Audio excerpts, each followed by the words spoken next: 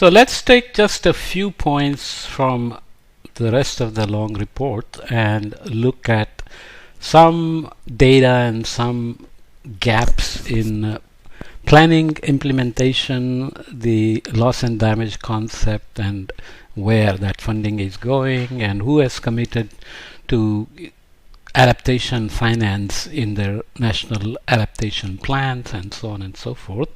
It's useful. So potential adequacy and effectiveness of adaptation planning. How do we define those? You can look at criteria and indicators for potentially adequate and effective adaptation planning. Here are the indicators given with progress in terms of or coverage in terms of percentage of countries. So which countries are meeting the indicator on some index here? Indicators met since 2021, indicator partially met or in progress, and then indicator not met. So without going into these details, just look at the criteria and indicators for adequate and effective adaptation planning. Okay, it's not even implementation. Comprehensiveness. Options address assessed risks, assuming they have some level of risk information and they somehow considered it in their planning. Inclusiveness, stakeholder engagement and gender consideration. Implementability, central administration in charge, regulations, incentives, direct investment versus domestic funding, direct investment and domestic funding, let's say.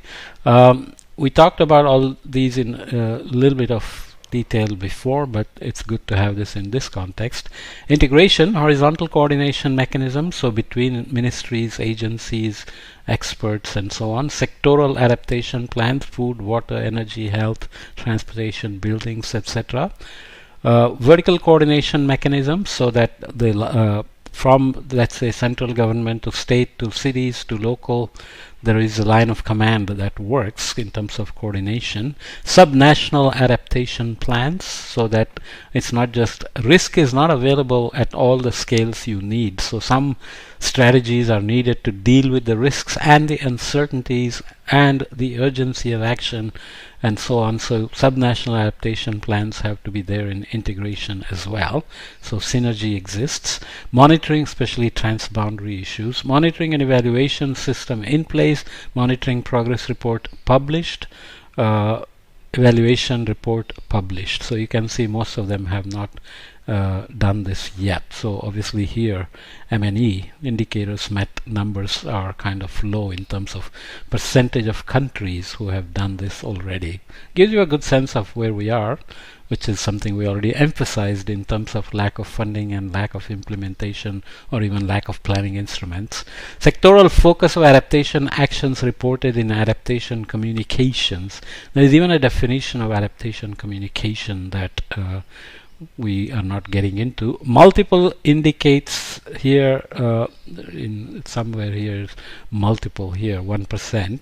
It indicates that an adaptation action specifically addresses multiple sectors. Cross-cutting indicates that an action provides broad implicit benefits, but no sectors are addressed specifically. So if you increase forest cover, then you have mitigation impact and you have impact on health, well-being, water resources, and so on. So that's cross-cutting in that sense. So the largest one here then is cross-cutting: agriculture and livestock, biodiversity and ecosystems, transport and infrastructure, water security, human health and well-being, fisheries and forestry, and energy, with multiple being 1%. So at least you get a sense that many of the adaptations are general, broad, and they have implicit impacts on other things, but they are at best seen as cross-cutting as opposed to focused ones on agriculture, livestock, water security, transport, infrastructure, and so on. Adaptation here, okay? Remember, Next figure, propensity of adaptation actions reported within adaptation communications to be targeting vulnerable groups. Panel A represents the proportion of actions that were reported to be specifically targeting vulnerable groups. This we have talked about as being important in terms of equity, justice, inclusiveness, and so on. Panel B presents the distribution of different vulnerable groups targeted by these actions. So vulnerable groups not reported as targeted is majority 66%. Vulnerable groups targeted is 25%, and vulnerable I'm having trouble saying vulnerable. Vulnerable groups targeted, groups unspecified is 9%. Okay, who are the groups? Farmers, women, multiple, fishers, indigenous, herders, youth and other. So you can see farmers are the largest fraction at 45%, 46% or so. Are they the vulnerable groups? Well, one has to go back and look at how the vulnerability itself was defined. If you are doing this to satisfy again the compliance of covering vulnerable people, and you mentioned farmers, whereas farmers are mostly getting subsidies and help, and they are not really vulnerable. They may be industrial farmers in countries like the US, Canada, many countries in Europe, Australia, Japan, and China, and so on. Even in India, farmers are highly vulnerable, but there are some that are quite rich as well. But nonetheless, that's the data. Propensity of adaptation actions reported in adaptation communications to include information about results. Here we look at represents proportion, so let's just look at this. Results not reported in terms of adaptation communications about including results, that's almost 60%. Results reported is 41%. So outputs reported almost 90%, and outcomes reported is very small. So you have to go back and see what are outputs and outcomes. So if you have something, let's say focused on agriculture, then outputs of the propensity of adaptation actions may be towards supplying irrigation water, renewable energy for pumping, or fertilizer help, and so on and so forth, whereas outcomes will have to be how many livelihoods were improved, how many women benefited, children benefited, family units got better, people moving below poverty line to above poverty line, and so on and so forth. So outputs and outcomes are obviously very different, especially in terms of communications, including information about results. To put a few more details on estimated costs of adaptation, we looked at the global aggregates. So this is for developing countries by sector, region, and income group for 2030. So indicative central value is given here. So it's interesting to just look at numbers of billions of US dollars over 2020 to 2030 for sectors. So you are looking at terrestrial biodiversity, early warning and social protection, health, fisheries and marine, agriculture, infrastructure, river floods and coastal. And here you are looking at regions. So you can see the numbers are the same, but you are disaggregating them by regions. So sub-Saharan Africa, the largest one here is East Asia and Pacific in terms of estimated costs of adaptations for developing countries.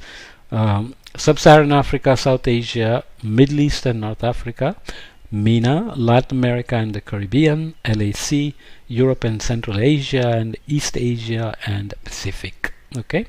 Finally here, looking at panel C is the income groups. So again, number of billions of dollars till 2030 from 2020. High income groups occupy a large fraction of a small fraction. Upper middle income is large fraction, lower middle and low income countries here in terms of the countries, in terms of income groups. Okay, so it gives you a sense of what the adaptation gaps are made up of. Status of adaptation finance needs information in developing countries, nationally determined contributions and national adaptation plans. Have countries identified the strategies for adaptation, developed plans, estimated costs, and include them in their adaptation finance needs? So we are only looking at developing countries, so we blank out the rich countries here, but you can see that Yes is a certain number of countries. Blue, dark blue is yes, no is the light blue, and NA is the Annex 1 countries, which I won't go into the details. So those are the rich countries obviously here. And we are looking at Mexico, Central Asian countries, South American countries, and Africa generally has a lot of yeses in terms of developing countries identifying adaptation finance needs. Of course, India is there, China is no for whatever reason, Mongolia and Central Western Asia, Eurasia, and so on. Here, only a couple of countries. So you have to go back and see why it is that countries may not be estimating the adaptation need in terms of finances. Sectoral distribution of adaptation finance needs by world regions presented as percentage of total finance needs. So remembering that not everybody has done it, you can still go back to disaggregate them in terms of sectors and regions. So East Asia and Pacific, agriculture, climate-induced disaster and tourism dominate the sectoral distribution of finance needs. In Europe and Asia, water dominates quite a bit. We talked about the transboundary issues they are dealing with various mechanisms. Latin America and the Caribbean, generally there is a big need for forests and ecosystems and for agriculture. And for Middle East and North Africa, you have other sectors being the largest one, but water and agriculture are there. South Asia, fair distribution with the largest about water, and Sub-Saharan Africa, a fair distribution along many sectors, including other sectors. Okay, so gives you a sense of how the needs are related to sectors in terms of adaptation finance. Annual adaptation finance needs in per capita and as a percentage of GDP by income level for submitted nationally determined contributions and national adaptation plans. So we are showing here the median, the quartiles, and the full range. So you have annual per capita adaptation finance needs per capita for 2021 US dollars pegged to 2021. Low income countries compared to upper middle income countries and high income countries have much smaller per capita finance needs. We've talked about this a little bit just in terms of the assets exposed, sometimes even lives counted in terms of value for protection and so on and so forth. And lower middle income countries are sitting here.